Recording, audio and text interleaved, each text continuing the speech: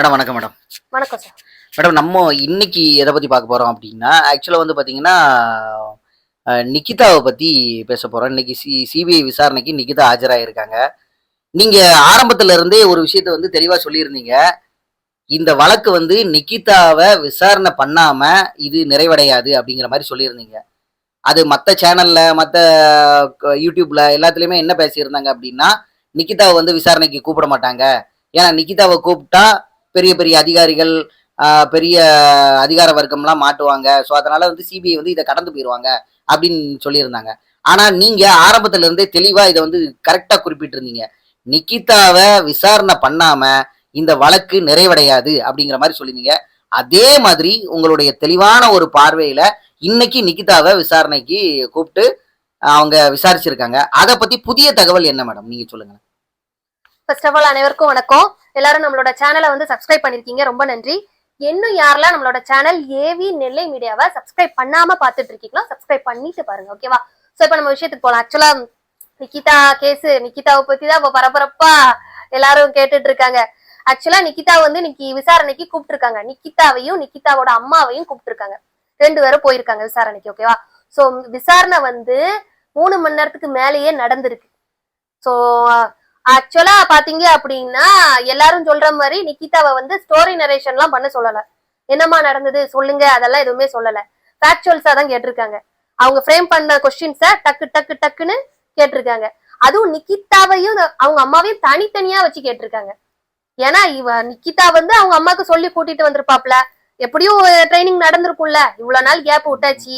அதனால யாரு கேட்டாலும் இப்படிதான் சொல்லணும், நீங்க இப்படிதான் சொல்லணும், அப்படி இப்படின்னு பக்காவா ட்ரைனிங் கொடுத்து அந்த பொம்பளைய கூட்டிட்டு வந்திருக்கு, ஓகேவா? சோ அதனால இப்ப ஃபேக்சுவல்ஸா கேட்கும் போது மாட்ட நிறைய பாசிபிலிட்டிஸ் இருக்கு. சோ அதனால சிபிஐ விசாரணைகள்லாம் அப்படிதான். நம்ம நார்மலா கொஸ்டின்ஸ் கேட்கற மாதிரி எல்லாம் கேட்க மாட்டாங்க. நல்லா ட்விஸ்டடா நல்லா ஒரு இதா கேட்பாங்க, ஓகேவா? டக்கு டக்குன்னு நம்ம வந்து எதிர்பார்க்காத அளவுக்கு அந்த கொஸ்டின்ஸ் எல்லாம் இருக்கும். நம்மளே ஒரு உண்மையா சொல்லதுக்கே திணறுவோம். அப்போ அந்த பொய்யெல்லாம் அவங்க சொல்லணும்னா கண்டிப்பா மாட்டிப்பாங்க அதுல, ஓகேவா? சோ அந்த மாதிரி விசாரணைகள் தீவிரமா நடந்திருக்கு. அதுல வந்து பல பல விஷயங்கள் வந்து அவங்க கேட்டிருக்காங்க, கேதர் பண்ணிருக்காங்க. அது மட்டும் இல்ல, அவங்களோட அந்த நகையோட டீடைல்ஸ் அதெல்லாம் ஆக்சுவலா அவங்க வந்து நல்ல விவரமா எப்படி கொடுத்திருக்காங்க. நிக்கிதா, இது வந்து எங்க அம்மாவோட நகை, அது வந்து ஆக்சுவலா அவங்க அம்மா ஒரு 70-80 வயசு லேடி அப்படி தானே. சோ அவங்க நகைனா முன்னாடி உள்ளதா இருக்கும். சோ அதுல உள்ள சீட்டு எல்லாம் என்கிட்ட இல்ல, அந்த மாதிரி மேபி சொல்லிருக்கலாம், ஓகேவா? சோ அவங்க எப்படி இதுல இருந்து தப்பிக்கணும்னு தானே நினைப்பாங்க. ஏன்னா கார்ல தான் நகையே இல்லையே, அதான் ஊருக்கே தெரிஞ்ச விஷயமே.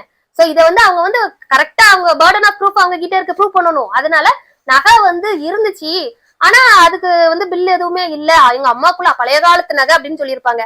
அப்ப சிபிஐ என்ன கேட்டிருப்பாங்க, ஏமா பழைய காலத்து நகைனாலும் அது அப்படியே போட்டு வந்திருப்பீங்க, அதுல ஏதாவது டேமேஜ் வந்திருக்கும், பிஞ்சிருக்கும், உடஞ்சிருக்கும், இல்ல அடகு வச்சிருப்பீங்க, ஏதாவது ஒரு ப்ரூஃப் இருக்குல்ல, நீங்க அதை வச்சிருப்பீங்க, கடையில அடகு வச்சிருப்பீங்க, இல்ல அதை வந்து நல்லாக்கிருப்பீங்க, ஏதாவது புதுப்பிச்சிருப்பீங்க, அந்த மாதிரி எவிடன்ஸ் எல்லாம் சப்மிட் பண்ணுங்கன்னு சொல்லியிருப்பாங்க. சோ அதெல்லாம் அவங்க கண்டிப்பா பண்ணிதான் ஆகணும். அந்த மாதிரி நிறைய விசாரணைகள் நடந்திருக்கு இன்னைக்கு. அது மட்டும் இல்ல, வேற என்ன மாதிரி விசாரிச்சிருக்காங்க அப்படின்னா, நீங்க வந்து ஏன் வந்து கம்ப்ளைண்ட் ரிட்டன் ஸ்டேட்மெண்ட் கொடுக்கல, அதுதான் எல்லாத்துக்குமே முதல்ல உள்ள ஒரு கொஸ்டின், கரெக்டா? இப்ப நம்மளே நினைக்கிறோம் சார், ஒரு 2 கிராம் ஒரு கம்மல் காணலனாலே நம்ம எங்க ஸ்டேஷன்ல போய் கம்ப்ளைண்ட் கொடுக்குறோம்னா ரிட்டன் கம்ப்ளைண்ட் கொடுப்போம், சிஎஸ்ஆர் காப்பி வாங்குவோம், எல்லாம் பக்காவா பார்த்து நம்ம ஃபார்மாலிட்டிஸ். வேற ஒண்ணும் இல்ல சார், ஒரு பெட்டி கேஸ் போறோம், ஒரு பெட்டி கேஸுக்கு நம்ம ஸ்டேஷன் போனாலே வார்த்தை அவங்க என்ன சொல்றாங்க, மேடம் பேப்பர் எடுத்து கொஞ்சம் ஸ்டேட்மெண்ட் எழுதிருங்க, அப்படிதான் சொல்றாங்க. ஸ்டேட்மெண்ட் வாங்காம எந்த ஒரு போலீஸ்காரங்களுமே எந்த ஒரு காவல்துறையுமே யாரு கம்ப்ளைண்ட்டையும் எடுக்க மாட்டாங்க. அது எவ்வளவு தெரிஞ்சவங்களா இருந்தாலும் சரிதான். ஆனா காவல்துறை வந்து இவங்க போன்ல ஆக்சுவலா அப்ப அவங்க வந்து ரிட்டன் ஸ்டேட்மெண்ட் கொடுக்கல, காவல்துறையில கம்ப்ளைண்ட் பண்ண போகல, கம்ப்ளைண்ட் கொடுக்கல. அவங்க சும்மா ஒரு போன் எடுத்து அந்த அதிகாரிக்கும் இந்த அதிகாரிக்கும் ஒரு 4-5 பேருக்கு ஏதோ போன் பண்ணிருக்காங்க போல. சோ ஏன்னா ப்ராப்பரா ஆஸ் எ சிட்டிசன் நீங்க ரூல்ஸ் தான் நாங்க ஃபாலோ பண்ணிருக்கணும். ஒரு நகை தொலைஞ்சு போச்சு, உடனே என்ன பண்ணிருக்கணும், கடன்னு போய் நீங்க கம்ப்ளைண்ட் கொடுத்துருக்கணுமா இல்லையா? ரிட்டன் ஸ்டேட்மெண்ட் கொடுத்து சிஎஸ்ஆர் காப்பி வாங்கிருக்கணும். இப்ப அவங்க அந்த சிஎஸ்ஆர் காப்பி கேட்பாங்கல்ல, நீங்க கம்ப்ளைண்ட் இப்ப ஆக்சுவலா நிக்கிதா நான் ரிட்டன் கம்ப்ளைண்ட் கொடுத்திருந்தேன்னு சொன்னா கூட அதோட சிஎஸ்ஆர் காப்பி கேட்பாங்க அவங்க, ஓகேவா? அந்த காப்பி எங்க போச்சு அப்படின்னு கேட்பாங்க. சோ அந்த மாதிரி நிறைய விஷயங்கள்ல நிக்கிதா வந்து போய் சொன்னா மாட்டிப்பாங்க. அதனால தெளிவா அப்படியே சிபிஐ அலேக்கா தூக்கிடுவாங்க அந்த கேஸ. இப்போ அஜித்குமாரோட வழக்கை பொறுத்தளவுல வந்து பாத்தீங்கன்னா இது வந்து சிபிஐ வந்து விசாரணை பண்ணி தீவிரமா போய்கிட்டு இருக்கு. ஆனா அதே நேரத்துல இந்த விட்னஸ் அவங்களையும் கூப்பிட்டு நேத்து முந்தா நேத்து விசாரிச்சிருக்காங்க. அதை பத்திய தகவல் என்ன மேடம்? ஆமா, விட்னஸ் வந்து விசாரணை நடத்திருக்காங்க. பார்க்க போனா இப்போ விட்னஸ்க்கு வந்து இப்ப அஜித்குமாரோட வீட்டுக்கு வந்து ஒரு 25 லட்சம் கொடுத்திருக்காங்க. சோ 25 லட்சம் வந்து இப்போ உள்ளதுக்கெல்லாம் ஒண்ணுமே கிடையாது. எனக்கு தெரிஞ்சு 1 கோடி கொடுக்கணும் ஒரு உயிர் போயிட்டு. ஆனா அவங்க அப்படி பண்ணிருக்காங்க. அவங்களோட தம்பிக்கு, அஜித்குமாரோட தம்பிக்கு ஏதோ ஒரு ஒப்பந்த அடிப்படையில வேலை கொடுத்திருக்காங்க. அதுவும் ஏதோ ஒரு 80 கிலோமீட்டருக்கு அங்க. நான் என்ன சொல்றேன், கலெக்டர் ஆபீஸ், தாலுகா ஆபீஸ், அங்கங்கன்னு எத்தனை ஆபீஸ் இருக்கு. எதுலயாவது ஒரு கிளர்க் போஸ்ட் உங்களுக்கு பெர்மனன்ட் போஸ்ட் கொடுத்தாருன்னா அந்த பையலுக்கு. சோ அதுலயே அரசாங்கம் ஏதோ ஒரு முறைகேடு பண்ணுது அப்படின்னு சொல்லி இது பண்ணிட்டு இருக்கு. அதுக்கப்புறம் பாத்தீங்க அப்படின்னா விட்னஸுக்குமே இழப்பீடுன்னு கொடுக்கல.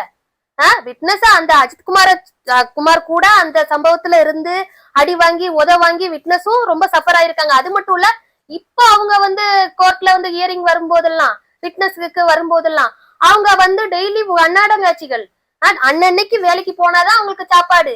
சோ அந்த தொழிலெல்லாம் அவங்க விட்டுட்டு எடுத்துட்டு வரும்போது இது விசாரணை வந்து லேஸ்ல முடிகிற விசாரணை கிடையாது. அப்படி இப்படின்னு அங்கங்க அலையணும், வரணும், கோர்ட்டு கேஸ் ஸ்டேஷன் அங்கங்கன்னு போகணும். சோ அந்த மாதிரி அவங்க பொழப்ப விட்டுட்டு தானே வராங்க அந்த பசங்க எல்லாம். சோ அவங்களுக்கும் தகுந்த இழப்பீடு அவங்க கொடுக்கணும். சோ சும்மாலாம் கிடையாது இது. அவங்க வந்து ஏன் அப்படி பண்றாங்கன்னு ஒண்ணுமே புரியல. பட் விசாரணைகள் நடந்துட்டு இருக்கு. அது மட்டும் இல்ல, இப்போ நம்மளோட அஜித்குமாரோட அம்மா, சகோதரர், அப்புறம் நண்பர்கள் இவங்களெல்லாம் நம்ம ஒரு வகையில பாராட்டணும். ஏன்னா சம்பவம் நடந்து இவ்வளவு தூரம் ஆயிருக்கு, எவ்வளவோ மிரட்டல்கள் வந்திருக்கும். இது வந்து லேசப்பட்ட இது கிடையாது, சென்சிட்டிவான கேஸ் இது. சோ இது வந்து அவர் 5-6 காவல்துறையினரோட எதிர்காலத்தையே பாதிக்கிற ஒரு இது. சோ அதனால அவங்க வீட்டுல இருந்து மாமே, மச்சான், சொக்காரன், சித்தப்பன், பெரியப்பன் எல்லாம் அவனும் வந்து மிரட்டியிருப்பான். அது மட்டும் இல்ல, இது ஆப்போனன்ட்ல இருந்து உள்ள கோஷ்டிகளும் மோதி இருக்காங்க, அந்த மாதிரிலாம் இது பண்றாங்க. சோ அதுலயும் அவங்க ஸ்டெடியா ஒரு ஸ்டாண்ட் எடுத்து நின்று இருக்காங்க. கண்டிப்பா நீதி கிடைக்கணும் என் மகனுக்கு அப்படிங்கிற ஒரு கோணத்துல நம்மளோட சாட்சிகளும் ஒத்துழைச்சிருக்காங்க. அஜித்குமாரோட அம்மா, சகோதரர் எல்லாம் ஒரு ஸ்டாண்டா ஒரு யூனிட்டியா நிக்கிறாங்க. அதுவே ஒரு பெரிய விஷயம். ஏன்னா அவங்களே அன்னாடங்காட்சிகள் உள்ளது போதும்னு பணத்தை வாங்கிட்டு ஒதுங்குற மாதிரி இல்ல. ஏன்னா எப்படியும் இதுக்கு பேசியிருப்பாங்க, நெகோசியேஷன் பண்ணிருப்பாங்க இந்த கேஸ.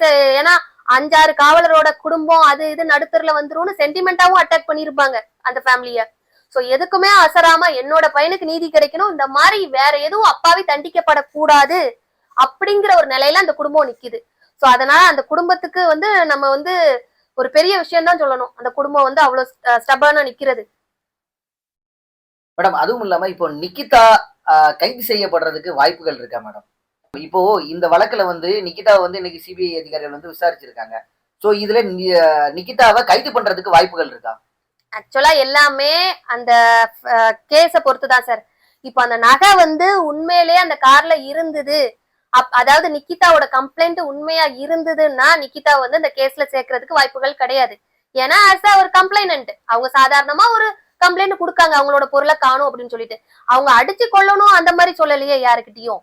இவங்க தேவையில்லாம அடிச்சு கொண்டது இவங்களோட தப்பு, காவலர்களோட தப்பு அப்படிங்கிற மாதிரி கேஸ் வந்து நேவிகேட் ஆயிரும். சோ இப்ப அந்த லேடி வந்து கொடுத்த கம்ப்ளைண்ட் ஃபேக்கு, உண்மையிலே அந்த கார்ல நகை இல்ல, அப்படி ஒரு சம்பவமே நடக்கல அப்படிங்கறது வந்து ப்ரூவ் ஆயிடுச்சு அப்படின்னா கண்டிப்பா நிகிதா மேல எஃப்ஐஆர் ஃபைல் பண்ணி உடனே ரிமாண்ட் பண்ணிடுவாங்க நிகிதாவை. ஓகே, இது எல்லாமே விசாரணை, சிபிஐயோட விசாரணையில தான் இருக்கு எல்லாமே. ஓகே மேடம், இன்னும் வரும் தகவல்களை இன்னும் பின்னாட்கள்ல தெளிவா பார்க்கலாம். இது வரைக்கும் சொன்னதுக்கு நன்றி மேடம். நன்றி சார்.